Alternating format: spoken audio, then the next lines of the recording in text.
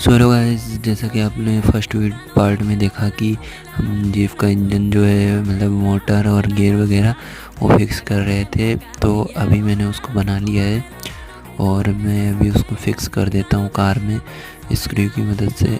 और बाकी के नेक्स्ट पार्ट देखते हैं गाइस। ये हमारा जो जीप है बहुत ही पुराना है और देखते हैं ये चल पाता है कि नहीं। ये तो गाइज़ ये चल पाता है कि नहीं, ये देखने के लिए वीडियो को लास्ट तक देखें और बाकी के सारे पार्ट देखें, ज़रूर देखें। और उसको देखने के लिए चैनल सब्सक्राइब करें और लॉन्ग वीडियो जल्दी